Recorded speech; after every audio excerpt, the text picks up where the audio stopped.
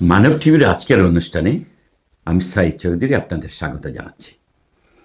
আজ আমাদের অতিথি বিশিষ্ট শিক্ষাবিদ, সমাজচিন্তক ডক্টর আব্দুল বারী। বারী ভাই, অনেকদিন পর দেশে গেলেন, কেমন দেখলেন নিজের বাংলাদেশকে? আলহামদুলিল্লাহ, নিজের দেশের যে মাটিতে আমার জন্ম, যেখানে বড় হয়েছি, যাদের সাথে পড়াশোনা করেছি, একসাথে চলেছি, পরিবারের সাথে দেখা, আমার নিজের, আমার ওয়াইফের পরিবার, বন্ধুবান্ধব, ঘনিষ্ঠ বন্ধুবান্ধব, অজস্র বন্ধুবান্ধব আমার বাংলাদেশে আছে, তাদের সাথে দেখা। সময়টা খুব কম ছিল। সবাই বলেছিল যে কমপক্ষে 1 মাসের সময় নিয়ে আসা উচিত ছিল। আমি ছিলাম মাত্র 2 সপ্তাহ। তা আলহামদুলিল্লাহ, অনেকের সাথে মেলামেশা হয়েছে অনেক দিন পরে। অনেকে দুনিয়া থেকে বিদায় নিয়েছেন, তাদের মানে দেখার সুযোগ হয় নাই, বিভিন্ন কারণে যাওয়া হয় নাই, ব্যস্ত ছিলাম এদিকে। আর প্রাক্তন যে ছিল, যে সরকার ছিল, এর মধ্যে যেতেও ইচ্ছা করে নাই খুব একটা। তা আল্লাহর রহমতে বিরাট একটা শান্তি প্রশান্তি নিয়ে আমি ফিরে এসেছি। এই যে সরকারের কথা বললেন, এই যে সাম্প্রতিক পট পরিবর্তন, বৈষম্য বিরোধী আন্দোলনে ছাত্র নেতাদের অবদান এবং ডক্টর ইউনূসের মতো আন্তর্জাতিক খ্যাতিসম্পন্ন ব্যক্তিত্বের এখন প্রধান উপদেষ্টা হিসাবে রাষ্ট্র পরিচালনা, কেমন লাগলো আপনার কাছে? একটা নতুন বাংলাদেশ, প্রফেসর ইউনূস নিজেই বলেছেন, একটা দ্বিতীয় স্বাধীনতা। তা আমার মনে হয় যে সাধারণ মানুষের ফিলিংস এটাই। আমি উবার ড্রাইভারের সাথে গাড়িতে চলেছি, তাদেরকে আমি জিজ্ঞাসা করেছি, মোটামুটি সবাই নিশ্চিন্ত এই সেন্সে যে দেশটাকে স্বাধীন মনে করেন তারা। কিন্তু সমস্যা হলো যে একটা অস্থিরতা আছে, এইটার ব্যাপারে সবাই দুশ্চিন্তাগ্রস্ত। এটা তো স্বাভাবিক। এই যে অস্থিরতা, এটা কি কিছুটা পরিকল্পিত, নাকি দীর্ঘদিনের কেওস থেকে এই অস্থিরতার সৃষ্টি? আমার মনে হয় এটা দুটোই। যারা গ্লোবাল পলিটিক্স ফলো করেন তারা জানেন যে বর্তমানে যে ইন্ডিয়ান সরকার আছে, তার একটা উৎসাহ আছে এ ব্যাপারে। আরও পাশ্চাত্যে যারা, মানে বিশেষ করে মুসলিমদেরকে যারা পছন্দ করে না, এমন রাজনীতিবিদ আছে, আমরা এই দেশেও জানি আছে, তারা এটার সুযোগ নেওয়ার চেষ্টা করছে অনেকে। কিন্তু মূল কথা হলো যে দীর্ঘদিনের যে একটা জরাজীর্ণ পরিবেশ ছিল, রাজনৈতিক অস্থিরতা ছিল, টক্সিক রাজনীতি ছিল, এবং মানুষ ভীতির মধ্যে থাকতো, সেটাও একটা বিরাট ফ্যাক্টর। হঠাৎ করে মানুষ স্বাধীনতা হলে যেমন অনেক সময় খেয়ে হারিয়ে ফেলে, যেমন এইরকম অবস্থা আমার মনে হয়েছে। কিন্তু সব মিলে আমি যেটা দেখেছি, প্রত্যেকটা মানুষের মধ্যে আমি হাসি দেখেছি, এবং কথা বলে মজা পেয়েছি আমি, এবং দেশের ভবিষ্যতের ব্যাপারে আশাবাদী তারা। কিন্তু আমার কাছে যেটা মনে হলো, এখান থেকে প্রতিদিনের নিউজে বা যারা দেশ থেকে ঘুরে আসছেন অনেকের সাথে আমরা এরকম কথা বলতে চেষ্টা করছি, যে মানুষ একটা শ্বাস ফেলার মতো যে তৃপ্তি বা শান্তির সাথে নিঃশ্বাস নিচ্ছে, কিন্তু বড্ড তাড়াহুড়ো করছে পরিবর্তনের জন্য। এই তাড়াহুড়োকে আপনি কিভাবে দেখছেন? জি, এটা বোধ হয় আমাদের একটা কালেকটিভ অভ্যাস বোধ হয়। এটা আমরা হিস্টোরিক্যালি তো অনেক পিছিয়ে ছিলাম, এখনও আছি। 1757 সাল, আজ থেকে 267 বছর আগে আমরা পরাধীন হই, একটা ষড়যন্ত্রের মাধ্যমে পরাধীন হই। 190 বছর পরাধীন ছিলাম, এবং পরাধীন জাতিকে সাধারণত নিচে রাখার সমস্ত প্রচেষ্টা যে কোনো কলোনিয়াল রাষ্ট্র করে। ব্রিটেন করেছে, ফ্রান্স করেছে, আরও যারা কলোনি ছিল আফ্রিকাতে বা দুনিয়াতে, তারা এটা করেছে। মানে তাদের নিজেদের অস্তিত্বের জন্য আধিপত্য, অনগ্রসর রাখে, লুটতরাজ বাড়ানো, তাদের কাছ থেকে বেনিফিট নেওয়া, এটা হিস্টোরিক্যালি, এটা তো colonialism was a curse for humanity, আমি যেটা মনে করি। এই যে মানুষের মাঝে উচ্ছ্বাস, বিশেষত ছাত্র নেতাদের মাঝে এক ধরনের মানে বিপ্লব বা এক ধরনের মাটি চলে আসার যে প্রবণতা, এতে কি আমাদের শিক্ষাক্ষেত্রে আবার ফিরে যাওয়ার, ছাত্রদের পড়ালেখায় মনোযোগ দেওয়ার ব্যাপারটাকে কিভাবে নিয়ে আসতে হবে? সাময়িকভাবে পড়াশোনার ব্যাঘাত হচ্ছে, কিন্তু আমি যতটুকু জানি স্কুল, কলেজ, ইউনিভার্সিটি আবার শুরু হয়েছে। আর ছাত্র নেতা বলতে আমরা জানি যারা কোঅর্ডিনেট করেছে এই আন্দোলনটার পিছন থেকে, এবং বলতে গেলে এই সফলতা তো তাদের মাধ্যমে হয়েছে, আল্লাহ তাআলা দিয়েছেন আমাদেরকে।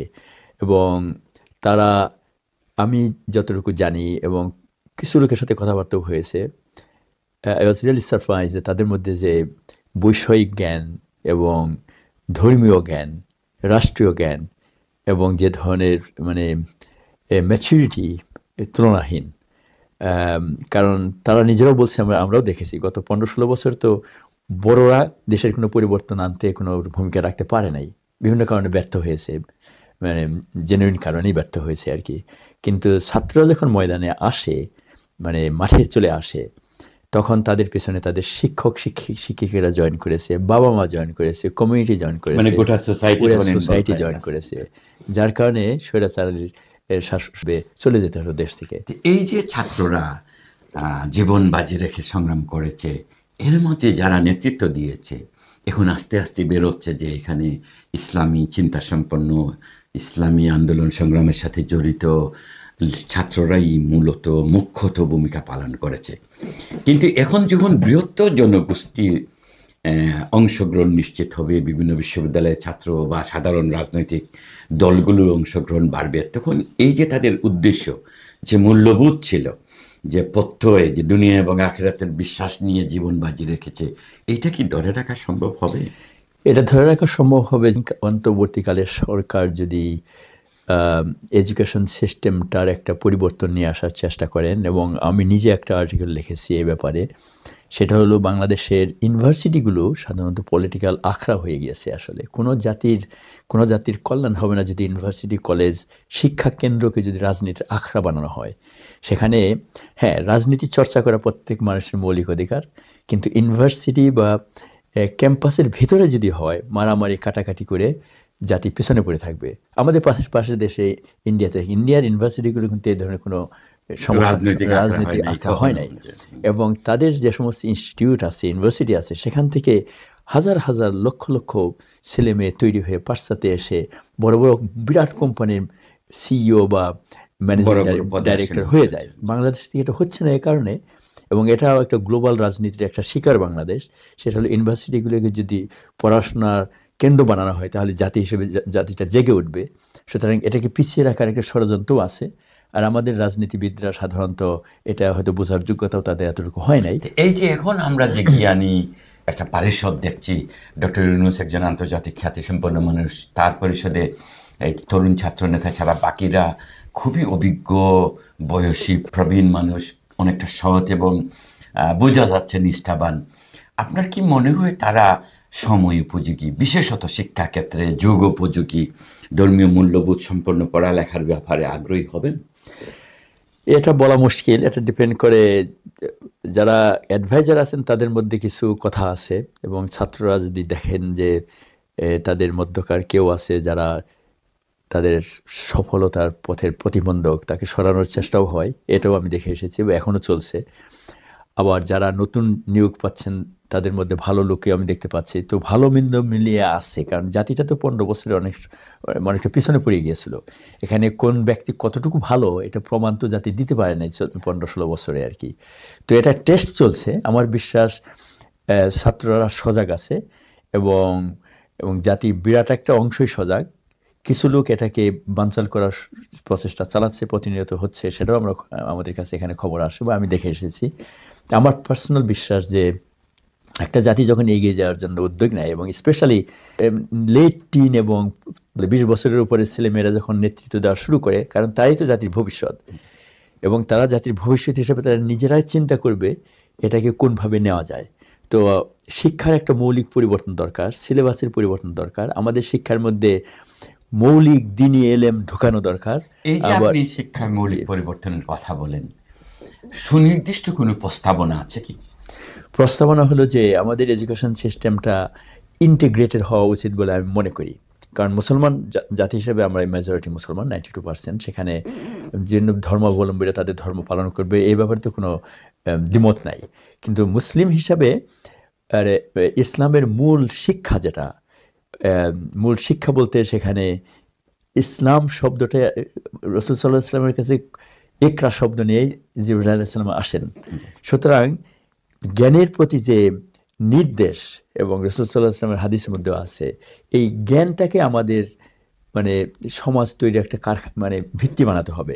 সুতরাং যারা মাদ্রাসা পড়েন, এবং মাদ্রাসার মধ্যে যদি দুনিয়াবী শিক্ষা, এবং অনেক মাদ্রাসা দেখে এসেছি সেখানে দুনিয়াবী শিক্ষা দেওয়া হয়, সেখানে নেতৃত্ব তৈরি করা, সিটিজেনশিপ এডুকেশন, তারপরে দুনিয়াতে সোশ্যাল স্কিল, লাইফ স্কিলের জন্য শিক্ষা দেওয়া হয় সাইমালটেনিয়াসলি দিনী শিক্ষার সাথে। আর স্কুল, কলেজ, ইউনিভার্সিটি যারা পড়েন স্পেশালি প্রাইমারি এবং সেকেন্ডারি লেভেলে, সেখানে যদি দিনের মৌলিক রুহ, মেসেজ, টিচিংটাকে ঢুকিয়ে দেওয়া হয়, আবাদতকে কীভাবে করবে সেটা ধর্মীয় মানে বাবা মা সেটা তাদেরকে শেখাবেন, কিন্তু স্কুল কলেজ ইউনিভার্সিটিতে যদি এই ধর্মীয় মূল্যবোধটা দেওয়া হয় তাহলে কিন্তু ওই এডুকেশনটা ইন্টিগ্রেটেড হবে। এটাই আমাদের জাতির জন্য সবচেয়ে জরুরি প্রয়োজন বলে আমি মনে করি। আপনার কি মনে হয় এখনকার যারা উলামায়ে কেরাম এবং যারা উচ্চশিক্ষিত অন্যান্য দিক থেকে জ্ঞান রাখেন অথচ ইসলাম পছন্দ বা ইসলাম সম্পর্কে যাদের পড়াশোনা আছে, এরা এই ধরনের কোনো একটা উদ্যোগ নেওয়া উচিত, সেমিনার সিম্পোজিয়ামের মাধ্যমে জনমত সৃষ্টি করা কিংবা নিজেদের মাঝে কারিকুলামকে কীভাবে ডেলে সাজানো যায়, এরকম কোনো প্রয়াস দরকার, কিংবা এরকম কোনো উদ্যোগ কি প্রতিফলিত হয়েছে, চোখে পড়েছে? কথা অনেকে বলেন, প্রসেসটা কতটুকু হবে ডিপেন্ড করে তাদের কতটুকু এটাকে কীভাবে প্লেস করেন সেটার উপরে। এখানে Bangladesh institute of Islamic thought একটা বডি আছে, সেখানে আমি গিয়েছি। তারা এডুকেশনের ব্যাপারে যে কথাগুলো আমি বলেছি মোরলেস এর ভিত্তিতে বা এর চেয়ে বাইরে তারা কথা বলে অলরেডি কিছু প্রপোজাল দিয়েছেন, এবং সমাজে যারা পড়াশোনার মাধ্যমে একটা সামাজিক একটা কল্যাণ চান এবং আমাদের একটা ইন্টেলেকচুয়াল আমাদের একটা পুনর্জাগরণ চান, তারা কিন্তু এই জিনিসগুলো তারা তাকিয়ে আছেন। শুধু ডিপেন্ড করে এডুকেশন যে নিয়ে অ্যাডভাইজার আছেন, তারপরে যারা উলামা শ্রেণীর মধ্যে যারা এগুলি নিয়ে চিন্তা বেশি করেন, অথবা শিক্ষিতদের মধ্যে যারা মানে এই ইন্টিগ্রেটেড সিস্টেমটাকে, কারণ আমাদের এডুকেশনটা হয়ে গেছে পিওরলি অনেকটা ম্যাকলে এডুকেশন আমি বলেছি, দুনিয়াবি কিছু কেরানি তৈরি করার শিক্ষা। আমাদের মধ্যে মানুষ তৈরি করার শিক্ষা দিতে হবে, ভালো মানুষ, ভালো নাগরিক, ভালো মুসলিম অথবা ভালো হিন্দু। এই যে আপনি বললেন এই যে কেরানি সৃষ্টির যে প্রয়াস, যেটা 100-200 বছর আগে বা এই আমাদের অঞ্চলে শুরু হয়েছিল, তখন হয়তো ব্রিটিশ সাম্রাজ্য ছিল, তারা নিজেদের তো অনেক কিছু বদলে ফেলেছে, আমরা এটা ধরে রেখেছি কেন? কি হয়েছে আমাদের? বিকজ তারা শাসক ছিলেন এবং তাদের মধ্যে মানে শাসন করার যোগ্যতা এখনও আছে, আর আমরা পরাধীন হওয়ার কারণে আমাদের উপর চাপিয়ে দেওয়া হয়েছে, এবং আমরা পরাধীন ছিলাম কারণ হলো আমাদের মধ্যে সেই ধরনের পুনর্জাগরণ তৈরি হয় নাই। এখন যেহেতু পুনর্জাগরণের একটা সুযোগ এসেছে 267 বছর পর, আমি বলবো আর কি। পাকিস্তান আমলে কী হয়েছে আপনারা জানেন, সবাই জানে, বাংলাদেশ আমলে কী হয়েছে আমরা জানি। এখন এই সুযোগটাকে আমাদের মানে হাতছাড়া করা যাবে না, এবং এখানে আমাদের সবাইকে নিয়ে মানে জাতি ধর্ম নির্বিশেষে আবাল বৃদ্ধ বনিতা পুরুষ মহিলা সবাই মিলে জাতিটাকে পুনর্গঠনের চেষ্টা করা দরকার। এখানে পলিটিক্যাল ডিফারেন্স থাকতে পারে, সামাজিক ডিফারেন্স থাকতে পারে, হিউম্যান বিংসের এই ডিফারেন্সগুলো কিয়ামত পর্যন্ত থাকবে, কিন্তু লিভিং উইথ ডিফারেন্স হলো সিভিলাইজ সোসাইটির বৈশিষ্ট্য। আমি আপনার সাথে দ্বিমত পোষণ করি, তার মানে যে ঝগড়া মারামারি করবো, এটা অ্যাগ্রি টু ডিসঅ্যাগ্রি যে এই ইথোসটা তৈরি হয়েছে, এটা আমাদের দেশে মানে জোরে সোরে নিয়ে আসতে হবে আসলে জনসাধারণের মধ্যে, সাধারণ মানুষ। এই ক্ষেত্রে এই যেমন আপনি চিন্তা করছেন বা আপনি প্রবন্ধ লিখছেন, নিশ্চয়ই সিরিজ অফ আর্টিকেল লিখবেন, এইভাবে একটা হলো লেখা, যে মানুষ যারা পড়বে অন্তত দিক নির্দেশনা পাবে। আরেকটা হলো যে এখানে আপনারা যারা ইসলামী স্কলার আছেন, বিভিন্ন দলের কিংবা দল মত নির্বিশেষে যেসব উলামায়ে কেরাম আছেন, বা অন্য যারা বিভিন্ন বিশ্ববিদ্যালয়ে বাংলাদেশের শিক্ষক আছেন, যারা এরকম নৈতিকতা সম্পন্ন চিন্তা করেন, তাদের নিয়ে এইখান থেকেই গেট ব্রিটেন থেকে কোনো সেমিনার সিম্পোজিয়ামের মাধ্যমে কোনো প্রয়াস চালু করা যায় কিনা?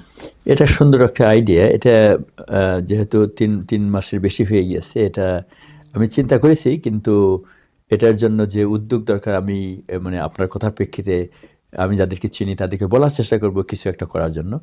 এবং আমরা সবাই বাংলাদেশের কল্যাণ চাই, বাংলাদেশে যাদের জন্ম বিশেষ করে।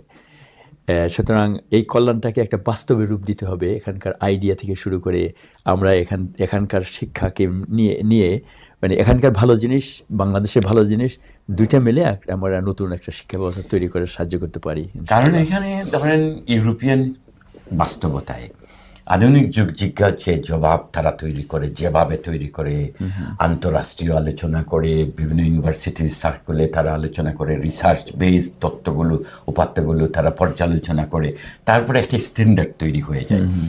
এই দেশে যারা বড় হয়েছেন, এই বাস্তবতার সাথে যারা পরিচিত, তারা উদ্যোগটা নিলে মোর প্র্যাকটিক্যাল হবে এবং বাংলাদেশের উপযোগী কিছু অবদান রাখা সম্ভব বলে আমি মনে করি।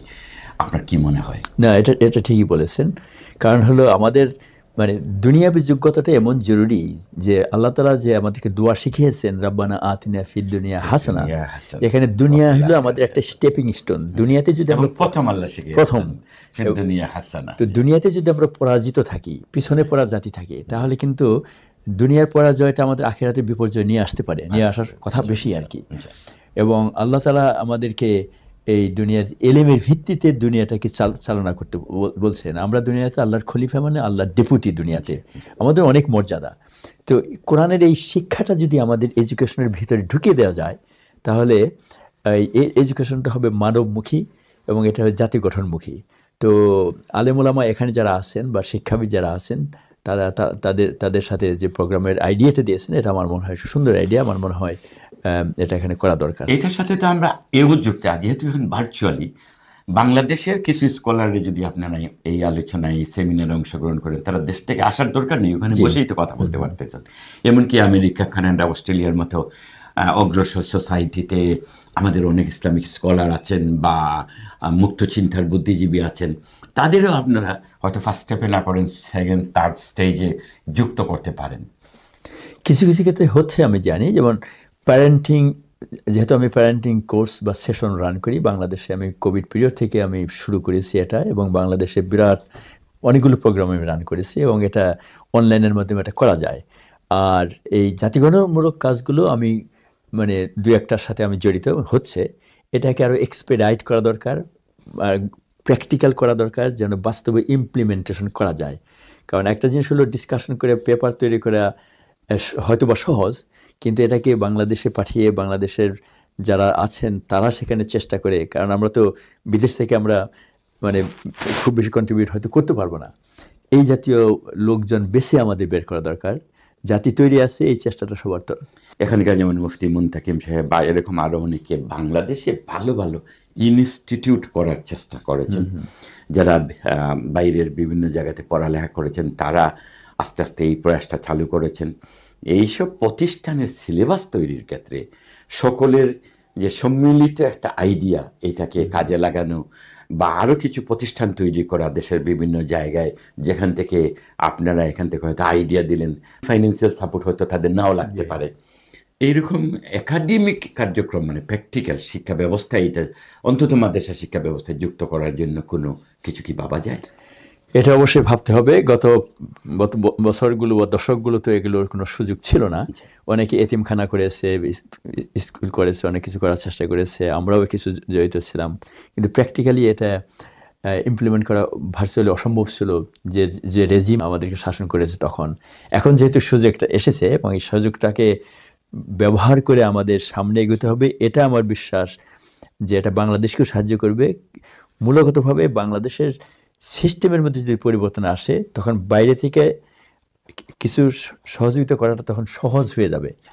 সিস্টেমটা যদি আগের মতো থাকে, তাহলে বাইরে থেকে যারা সহযোগিতা করতে চান, তারা সহযোগিতা করতে যে অনেক সময় সহায়ক হয়, সহজ হয়। এটা ডিফিকাল্ট আছে। সাম্প্রতিক সময়ে ওলামায়ে কেরাম যথেষ্ট সচেতনতা লক্ষ্য করছি। তারা এই যে সংস্কার কমিশনে তারা তাদের অভিমত দিচ্ছেন। ইসলামী ঐক্যেরও একটা ব্যাপক আলোচনা চলছে। এখানে সর্বদলীয় ওলামায়ে কেরামদের যে সভা সমাবেশগুলো হলো অতি সম্প্রতি, সেখানেও একটা অগ্রসর চিন্তার প্রতিফলন ঘটেছে। আপনি বাংলাদেশে এটাকে কিভাবে দেখে আসছেন? খুবই প্রয়োজনীয়। আমাদের অজস্র আলেম ওলামা আছেন এবং অজস্র মাদ্রাসা আছে, কওমি মাদ্রাসা, আলিয়া মাদ্রাসা, এখান থেকে অনেক মানুষ তৈরি হয়। নতুন ধরনের মাদ্রাসা আমি দেখে আসলাম, যেখানে দিনী শিক্ষার সাথে দুনিয়াবী যোগ্যতা তৈরি করার চেষ্টা করা হয়। এটা একটা বিরাট পদক্ষেপ আমি দেখলাম। আমি তানজিমুল উম্মাহ নামে একটা প্রতিষ্ঠান, তার 91টা শাখা আছে। আমার পরিচিত এক বন্ধুর ছেলেরা মিলে করেছে এটা, উত্তরাতে আমি দেখে আসছি এটা। তো এই জাতীয় অনেক প্রচেষ্টা হচ্ছে বলে আমি জানি। সেটা হলো, যেহেতু বাংলাদেশের মানুষ মানে তাদের বাই নেচার ধর্মপরায়ণ এবং ধর্মকে ভালোবাসেন, শুধুমাত্র মানে দিনী এলেমের গভীরতা এবং দুনিয়াবী এলেমের কিছুটা অভাবের কারণে অনেক সময় আমরা এগিয়ে যেতে পারি না। ফলে ইতিহাসে উলেমাদের যে বৈশিষ্ট্য আমরা দেখেছি, যে মানে বড় বড় আলেম মুজাদ্দিদ যারা ছিলেন, তারা কিন্তু তাদের মধ্যে মানে ফিকি বা বিভিন্ন ব্যাপারে ডিফারেন্স অফ অপিনিয়ন ছিল, তারপরেও একজন একজনের প্রতি ভালোবাসা মায়া যেটা প্রদর্শন করেছেন মানে দুনিয়ার ইতিহাসে খুঁজে পাওয়া যাবে না এটা। তো আমাদের মধ্যে এই ধরনের একটা সিলসিলা বা একটা কালচার তৈরি করতে হবে যে আমাদের মধ্যে ফিকি ডিফারেন্স থাকতে পারে। মৌলিক যদি কেউ ইসলাম থেকে বের হয়ে যায় অথবা মানে চরমভাবে বেদাতের মধ্যে, সেটা হলো আরেক জিনিস, সেটা ওলামারা দেখবেন। কিন্তু তারপরে যে ফিকি বা ছোটোখাটো জিনিসগুলো যেন আমাদেরকে বিভক্তি না করে, এটা যে প্রচেষ্টা চলছে আলহামদুলিল্লাহ, এটা ওয়ান্ডারফুল। এই ক্ষেত্রে আরেকটু গভীরভাবে তাকালে কি মনে হয় যে 50 বছর এক ধরনের রাজনৈতিক হয়তো সুবিধা নেওয়ার জন্য এক ধরনের প্রয়াস আছে, আর একেবারে রুহানি মানে একেবারে খালিস মখলিস হিসাবে আখিরাতের জন্য, দুনিয়া আখিরাতের কল্যাণের জন্য চিন্তা, এই রুহানিয়তের দিক থেকে আপনি কি অবস্থা লক্ষ্য করেছেন?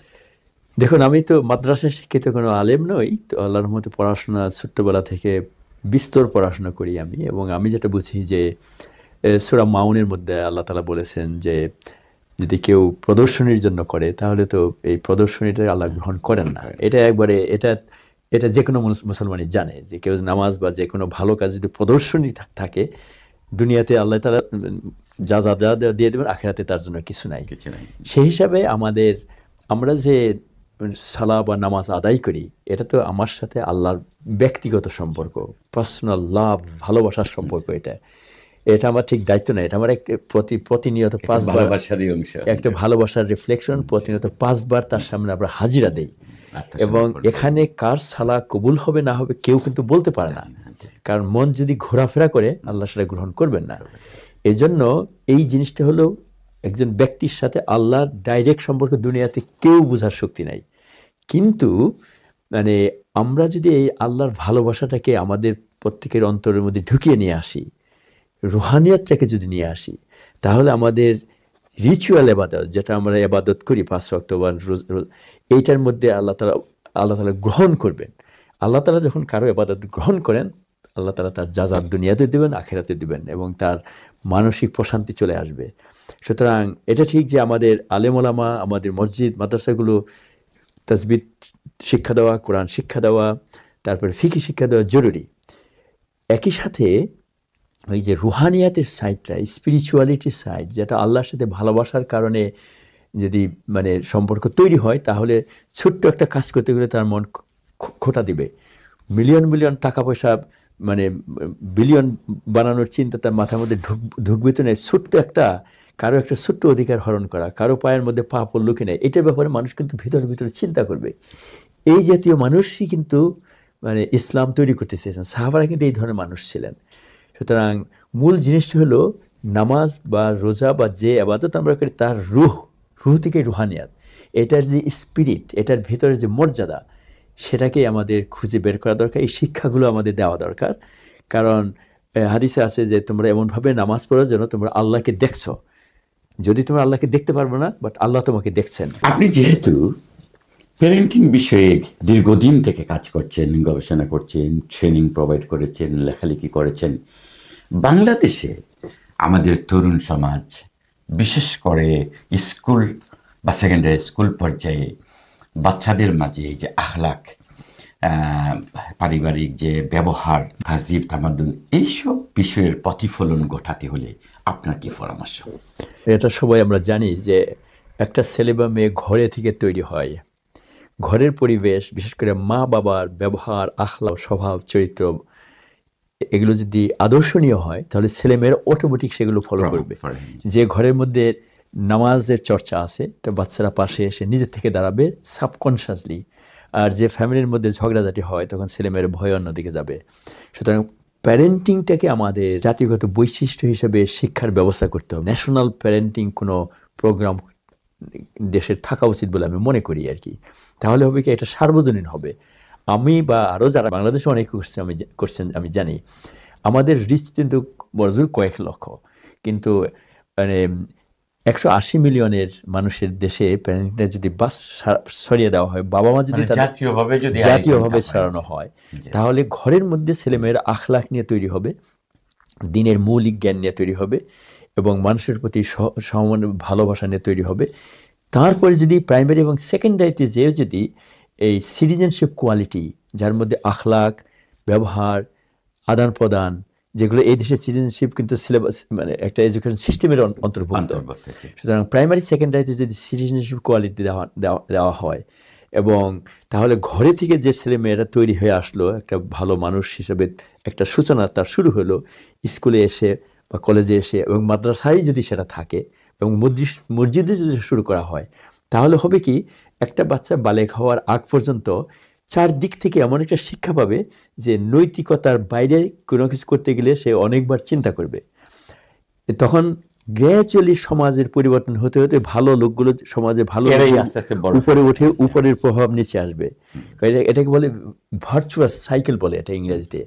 ভালোর প্রতিনিয়ত একটা ভালো হয়। আর ভিসাস সাইকেল হলো সমাজের উপরে খারাপ নিচে খারাপ, নিচে খারাপ উপরে খারাপ, এটা হলো ভিসাস সাইকেল। তো এই জিনিসটা আমাদের যদি তৈরি করতে পারি, যে আখলাকের চরম অবনতি আমাদের ঘটছে, এটা দূর হবে। কারণ রাসূল সাল্লাল্লাহু আলাইহি ওয়াসাল্লাম বলেছেন মানুষকে দুনিয়াতে আখলাক শিক্ষার দেওয়ার জন্যই তিনি এসেছেন, একটা সহিহ হাদিস। মানে আখলাক ছাড়া মানে ইসলাম বলতে গেলে নাই। কারণ আমার ইবাদত, আমার যা কিছু আমরা করি সেটা আল্লাহর সাথে আমার সম্পর্ক। দুনিয়ার কেউ জানে না আমি কি রিয়ার জন্য করছি, লোক দেখার জন্য করছি, না অন্য কোনো নিয়ত করছি, কেউ তো জানে না। কিন্তু আমার আখলাকটা তো প্রকাশ পেয়ে যায়। পিতা মাতার প্রতি শ্রদ্ধা, সম্মান, ছোটদের মায়ের, শিক্ষকদের প্রতি, জাতীয় ক্ষতি না করা, জাতিকে উপরে ওঠানোর চেষ্টা করা, কোনো জিনিস নষ্ট না করা, এমনকি পশু পাখিরও ক্ষতি না করা, এই যে ইসলামের শিক্ষা। এর শিক্ষার বাইরে বাংলাদেশে আপনি অনেকদিন আগে যখন গেছেন এবং এইবার যখন গেলেন, পারিবারিক আবহে বা সামাজিকভাবে আরও কোনো অগ্রগতি কিংবা অধোগতি কোনো জিনিস কিছুকে পড়েছে? আই থিঙ্ক ওভারঅল একটা পতন হয়েছে বিভিন্ন কারণে। সেটা হলো যেহেতু উপরতলার মানুষগুলো খুব করাপ্ট ছিল এবং সম্পদের পাহাড় করেছে যেগুলোর কোনো ভিত্তি নাই, এগুলো সাধারণত সমাজকে মানে খারাপভাবে প্ররোচিত করে। কারণ মানুষ যখন দেখে যে ডিগ্রি ছাড়া অথবা কোনো পরিশ্রম ছাড়া সে মিলিয়ন পয়সা কামাচ্ছে, তার মধ্যে একটা লোভ জেগে যায়। সুতরাং বাংলাদেশে তো এটাই হয়ে গেছে গত মানে 15 বছরে। তো এটা অতি সহজে দূর করা সম্ভব না। আমি এতক্ষণ যে আলাপগুলো আমরা করলাম সেটা হলো উপরতলার মানুষকে সংশোধনের চেষ্টা করাটা দরকার, কিন্তু এটা কঠিন। কিন্তু আমরা ঘর থেকে যদি শুরু করি, প্রাইমারি সেকেন্ডারি থেকে যদি শুরু করি, এটা কিন্তু সহজ। এটা একটু লং টার্ম, কিন্তু এটা হলো ভিত্তিমূল তৈরি হবে, এটা দীর্ঘস্থায়ী। এবং এর প্রেক্ষিতে ছেলেমেয়েরা ভালো হওয়ার সাথে বাবা মা যদি ভালো হন, কারণ ভালো ছেলে মেয়ে তৈরি করতে হলে ভালো বাবা মা দরকার। সুতরাং বাবা মাদেরকে চেঞ্জ করতে হবে। সুতরাং প্যারেন্টিংয়ের মাধ্যমে এই কথাগুলো বাবা মাকে আমরা বলতে পারি যে আপনারা যদি ছেলে মেয়েদেরকে সৎ, যোগ্য নাগরিক, মুসলমান হিসেবে তৈরি দেখতে চান, আপনাদের স্বভাবের পরিবর্তন হবে। অন্যভাবে এই কথাটা আমি সবাইকে বলতে পারবো না, বাবা মাকে এটা বলতে পারি। প্রত্যেকেই বাবা মা চান তাদের ছেলে মেয়ে যেন তাদের সে ভালো হয়। একটা বিরাট একটা মানে একটা বাবা মাকে শিক্ষা দেওয়ার একটা ওসিলা হয়ে গেল আমাদের, এবং অটোমেটিক তারা তাদের বাচ্চাদের গোড়া মানে সারা জাতি করে। সারা জাতি। বাংলাদেশে কিছু উলামায়ে কেরাম লাইক মাওলানা কামালউদ্দিন জাফরি কিংবা আজহারি, কামালউদ্দিন জাফরিকে যদি আমরা এডুকেশনে দেখি, এটা বিশ্ববিদ্যালয় করেছেন, কিংবা আজহারকে যদি আমরা বক্তব্যের ময়দানে দেখি, কিংবা শেখ আহমদুল্লাহকে যদি সেবার ময়দানে দেখি, তাহলে এটা নতুন মাত্রা মনে হচ্ছে। ব্যতিক্রম উদাহরণ হিসেবে এরা এগিয়ে আসছেন। এই ধরনের উলামায়ে কেরামের ভিন্ন ভিন্ন ক্ষেত্রে সাফল্যকে আপনি কিভাবে দেখেন? যে ফিল্ডে আছে, যার যতটুকু যোগ্যতা আল্লাহ তাআলা দিয়েছেন, কাউকে লেখার যোগ্যতা দিয়েছেন, কাউকে বলার যোগ্যতা দিয়েছেন, কাউকে চিন্তা ভাবনার ক্ষেত্রে একটা মানে কি বলে অগ্রসরমান, মানে কবিতার মাধ্যমেও আগের আমলে করেছেন। যে ফিল্ডে আছেন সেখানে শুধু একটা কথা আছে, একটা কথা আমি বলার চেষ্টা করি যে আমরা যে প্রফেশন বা যেটাই আমরা করব, we should try to be best in that. কারণ একটা হাদিস আছে, এই হাদিসটা খুবই ইম্পর্টেন্ট। আল্লাহ রাসূল সাল্লাল্লাহু আলাইহি ওয়াসাল্লাম বলেছেন, ইন্নাল্লাহা কাতাবাল ইহসানা আলা কুল্লি শাই। আল্লাহ নির্দেশ দিচ্ছেন তোমরা যে কাজই করো সেটা ভালোভাবে সম্পন্ন করো। এই যে এক্সিলেন্স, এহসান শব্দ আল্লাহ বলেছেন। এহসানের আরেকটা ব্যাখ্যা আছে। এহসান হলো তোমরা এমনভাবে নামাজ পড়ো যেন তোমরা আল্লাহকে দেখছো, মানে আল্লাহর সাথে একটা একাত্ম হওয়ার প্রচেষ্টা হলো এহসান। এটাকে গডলিনেস বলে, হয়তো ইংরেজিতে গডলিনেস ঠিক মতো মিলে না। তো এহসান হলো আমরা যদি পড়াতে গেলে বেস্ট ওয়েতে পড়াবো, তারপরে উপার্জন করতে গেলে হালাল উপার্জন করব এবং সেখানে ভালো উপার্জন করার চেষ্টা করব, মানে নিজে কোনো রকমে বেঁচে থাকার মতন আমি চেষ্টা করব, আমি উপার্জন মানে বেশি সর্বাত্মক সর্বোচ্চ প্রয়াস থাকবে। সর্বোচ্চ প্রয়াস থাকতে হবে। সেখানে যদি আমি সর্বোচ্চ প্রয়াস হালালের মাধ্যমে যদি আমি বিলিয়নের হই, ট্যাক্স দিয়ে, জাকাত ফিতরা দিয়ে, এটা তো ইসলামে নিষেধ করে নাই। বরং নিচের হাতে চেয়ে উপরের হাত উত্তম। নিচের হাতে চেয়ে দান উপরের হাত করতে উত্তম। হলে তো জি, থাকতে হবে, তাকে থাকতে হবে। জি। সুতরাং যে কোনো ক্ষেত্রে, এটা শুধু সম্পদের ক্ষেত্রে না, জ্ঞানের ক্ষেত্রেও যদি আমি যদি কারো উপরে থাকি, আমি তাকে জ্ঞান দিতে পারবো। জাতি হিসাবে কিন্তু একটা বড় হওয়ার এটাই পথ। মুসলিম জাতি একসময় সারা দুনিয়াকে শিক্ষা দীক্ষা দিতেন, তারপরে মুসলমানরা পিছনে পড়ার কারণে পাশ্চাত্যে এসে আমরা তাদের কাছ থেকে শিক্ষা নিচ্ছি। সুতরাং এটা আমাদের জাতীয় প্রচেষ্টা দরকার, ব্যক্তিগত প্রচেষ্টা দরকার, যে কোনো ইনস্টিটিউশনের প্রচেষ্টা দরকার, স্কুল, কলেজ, ইউনিভার্সিটি, মাদ্রাসা, সবার এই প্রচেষ্টা দরকার যে আমরা যা কিছু করব, this should be the best. এবং দুনিয়াবি মাপকাঠি যদি হিসাব করা হয়, নোবেল প্রাইজকে দুনিয়ার মাপকাঠি বলা হয়, তাহলে আমাদের মধ্যে এমন মানুষ তৈরি হবে যারা ফিজিক্সে, কেমিস্ট্রি, ইকোনমিক্সে নোবেল প্রাইজ পাওয়ার মতো যোগ্যতা সম্পন্ন মানুষ তৈরি হবে। ইনশাআল্লাহ। ইনশাআল্লাহ। আসসালামু আলাইকুম।